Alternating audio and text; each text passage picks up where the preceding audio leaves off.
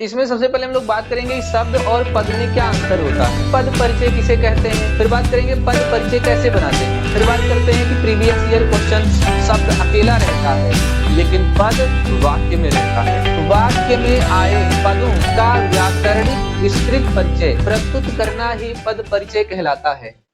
तो हेलो साथियों, कैसे हो आप लोग। आशा करता हूँ आप लोग बहुत अच्छे होंगे, मस्त होंगे, पढ़ रहे होंगे, एग्जाम की तैयारी कर रहे होंगे। अच्छा चलो बताओ कमेंट बॉक्स में एग्जाम की तैयारी कैसी चल रही है आप लोगों की। तो देखो एग्जाम चल रहे हैं, आप में से कई लोगों ने कमेंट किया है कि सर पद परिचय पर वीडियो बनाइए। तो आज मैं आप लोगों के लिए पद परिचय पर वीडियो लेकर के उपस्थित हूँ और हम लोग डिटेल में बात करेंगे कि पद परिचय क्या होता है। देखो सबसे पहले मैं बता देता हूँ कि हम लोग पद परिचय में क्या क्या डिस्कस करेंगे। पद परिचय चैप्टर का नाम है, 4 नंबर पक्के हो जाएंगे आपके अगर आपने इसको बहुत अच्छे से देख लिया है और थोड़ी बहुत प्रैक्टिस भी कर ली है घर पे। तो ये क्लास 10 के लिए है, कक्षा 10, सीबीएसई बोर्ड के हो, आईसीएसई बोर्ड के हो, यूपी बोर्ड के लिए हो, जो भी हिंदी पढ़ रहे हैं जिनका भी पद परिचय नामक चैप्टर है तो उनके लिए बहुत ही इंपॉर्टेंट है ये। तो इसमें सबसे पहले हम लोग बात करेंगे शब्द और पद में क्या अंतर होता है। कई बार बच्चों को बहुत ज्यादा कंफ्यूजन होती है कि शब्द पद में क्या अंतर होता है, वो समझ ही नहीं पाते, तो हम उसकी बात करेंगे। फिर पद परिचय किसे कहते हैं, मतलब पद परिचय किसे कहते हैं, उसका व्याकरण में क्या महत्व है। फिर बात करेंगे पद परिचय कैसे बनाते हैं, मतलब वो कौन कौन से टेक्निक है, कौन कौन से तरीके हैं जिससे हम पद परिचय बना सकते हैं। फिर बात करते हैं कि प्रीवियस ईयर क्वेश्चंस। तो मैं सीबीएसई बोर्ड के 2023 के पिछले साल के जो एग्जाम में क्वेश्चंस आए थे मैं उनकी प्रैक्टिस भी कराऊंगा, करीब 25 क्वेश्चंस की प्रैक्टिस कराऊंगा। तो इस वीडियो को आप ध्यान से देखिए, अंत तक देखिएगा। वीडियो पसंद आए तो वीडियो को लाइक शेयर कर दीजिए अभी से, बस ध्यान से देखना वीडियो को। पीडीएफ आपको मिलेगा, आप उसे राइट डाउन कर सकते हैं बाद में या उससे रिवाइज भी कर सकते हैं। और अगर आप मेरे बाकी चैप्टर्स देखना चाहते हैं, अलंकार, वाच्य, पद परिचय, तो मैं वीडियो के डिस्क्रिप्शन में लिंक दे दूंगा और आई के आइकन में एंड स्क्रीन में भी दे दूंगा, आप वहां से जाकर के देख सकते हैं। तो चलिए शुरू करते हैं। सबसे पहले देखते हैं कि मतलब शब्द और पद में क्या अंतर होता है। तो देखो सबसे पहले मैंने यहाँ पर लिख रखा है पहले ही ताकि आप लोगों का टाइम बच जाए, पद परिचय। पद परिचय हम लोग यहाँ पर देखेंगे, लेकिन पहले जानते हैं कि शब्द और पद में क्या अंतर होता है। देखो शब्द का मतलब क्या है, पहले यहाँ पे लिखा है शब्द, यह भाषा की अर्थवान स्वतंत्र इकाई है। अर्थवान का मतलब होता है मीनिंग पूर्ण, है ना। एक स्वतंत्र शब्द जिसका मीनिंग होता है कुछ ना कुछ, वो क्या है, भाषा की स्वतंत्र इकाई है, उसे शब्द कहते हैं। तो शब्द जो है भाषा की अर्थवान स्वतंत्र इकाई है, मतलब कोई एक यूनिट है, अलग है। अब जैसे यहाँ पर उदाहरण के तौर पर हमने लिया है सूर्य, सूर्य के बीच में कामा है, इसका मतलब ये एक लाइन नहीं बना रहा है। सूर्य अलग हो गया, चमक अलग हो गया, रहा है अलग हो गया। तो यहाँ पर मैं दिखा रहा हूं कि सूर्य एक शब्द है, चमक एक अलग शब्द है, रहा है एक अलग शब्द है, ठीक है। अब अगर हम यहाँ पर पद को देखें तो वाक्य में प्रयुक्त शब्द पद कहलाता है। मतलब देखो जब यही शब्द, ये जैसे सूर्य लिखा है, यही शब्द हम वाक्य में लिख लेते हैं। यहाँ पर शब्द है सूर्य और यहाँ पर हमने यही शब्द वाक्य में लिख लिया सूर्य। तो अगर ये वाक्य में शब्द आया है तो यही शब्द पद कहलाता है। यानी अगर वो शब्द अलग है तो शब्द, और अगर वो वाक्य में है तो पद, ठीक है ना। ये बिल्कुल वैसे ही हो गया ना, जैसे कि आप एक बालक हैं, लेकिन जब आप स्कूल जाने लगते हैं तो आप विद्यार्थी बन जाते हैं, स्टूडेंट्स बन जाते हैं, ठीक है। तो बिल्कुल वही बात है, पहले अगर ये अलग लिखा हुआ है सूर्य अकेले, कुछ और नहीं लिखा हुआ उसके साथ, तो वो क्या है, शब्द। लेकिन अगर सूर्य एक वाक्य में है, सूर्य चमक रहा है, तो सूर्य यहाँ पर पद है, अलग अलग, ठीक। इसी प्रकार से चमक पद है अलग, और इसी प्रकार से रहा है पद है। और एक और एग्जांपल लेते हैं, जैसे देखो यहाँ पर हमने राधा लिखा हुआ है, राधा के बीच में कॉमा है, मतलब ये राधा एक अलग शब्द है। फिर हमने पुस्तक लिखा हुआ है, तो राधा एक शब्द है, पुस्तक भी एक शब्द है। लेकिन अगर हमने यहाँ पर इसको ऐसे लिख दिया, राधा पुस्तक पढ़ती है, तो राधा पुस्तक पढ़ती है ये पूरा एक वाक्य हो गया। और जो पहले शब्द था राधा, अब वो इस वाक्य में आने की वजह से राधा पद हो गया। पुस्तक वाक्य में आया है तो पुस्तक पद हो गया। इसका मतलब शब्द अकेला रहता है लेकिन पद वाक्य में रहता है। वही शब्द जो अकेला था वाक्य में आ गया, वही पद बन गया।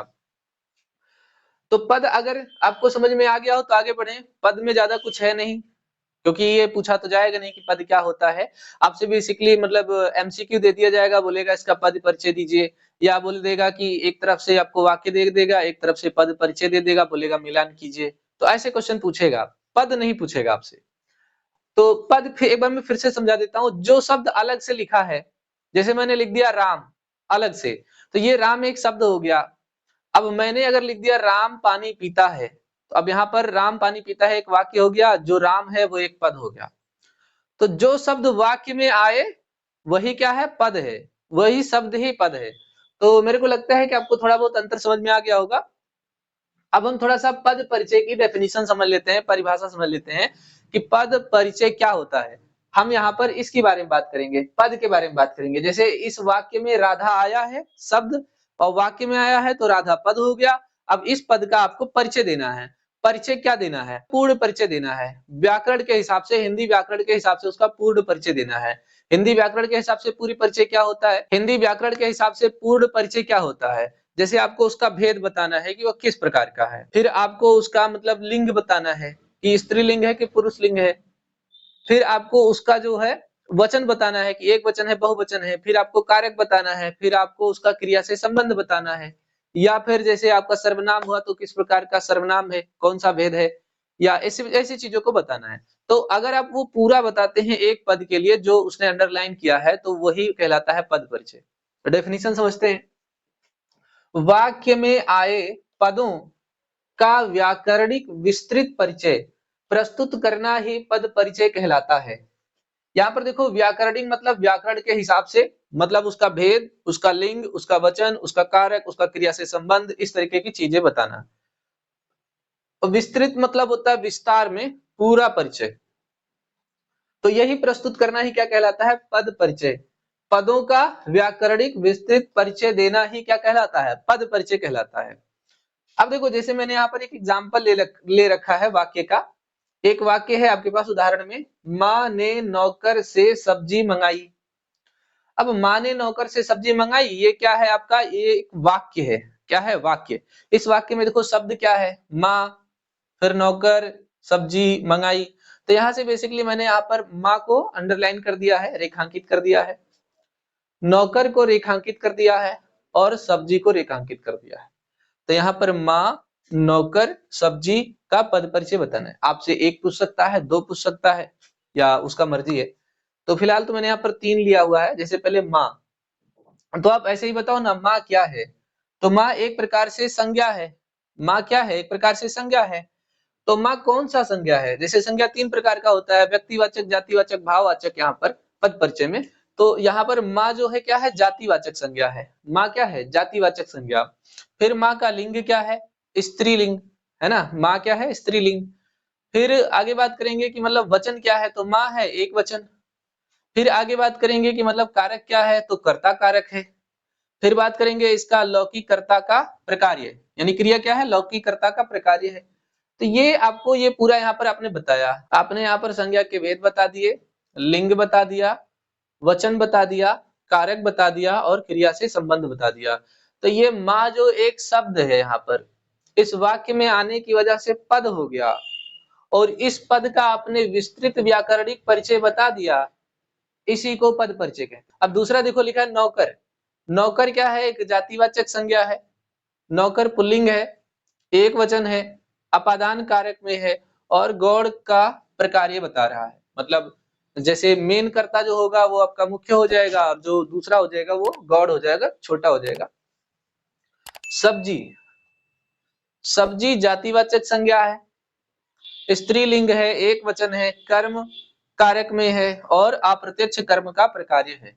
तो ये जैसे मैंने एक एग्जांपल लेकर के आपको समझाया है कि कोई भी पद है अगर जिसको मतलब एग्जाम में क्वेश्चन में अंडरलाइन कर दिया गया, उसका आप इस प्रकार से जो व्याकरणिक परिचय बताते हैं उसी को पद परिचय कहते हैं।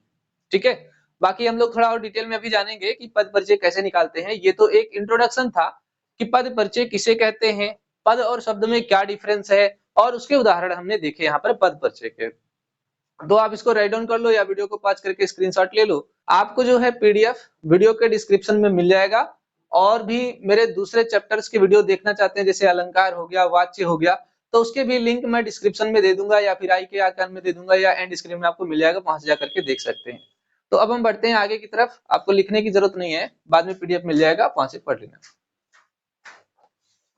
तो अब हम बढ़ते हैं कुछ ऐसी बातें, कुछ ऐसे टेक्निक जिन्हें आप फार्मूला कह सकते हो, जिससे आप पद परिचय आसानी से निकाल सकते हो बिना किसी भी मुश्किल के। तो वीडियो तो आप देख ही रहे हो, बहुत ही शानदार है, थोड़ा लाइक शेयर करते रहो, है ना। तो सबसे पहले यहाँ पर बात करते हैं कि संज्ञा।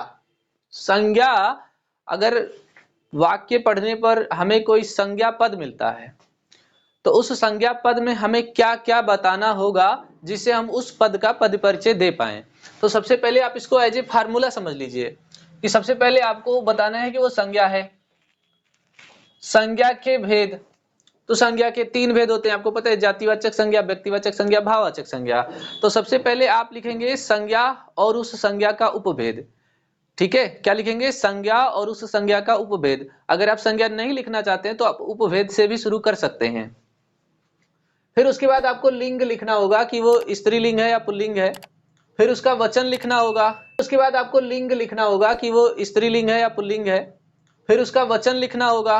तो आपको पता है हिंदी में वचन 2 प्रकार के होते हैं, एक वचन, बहुवचन।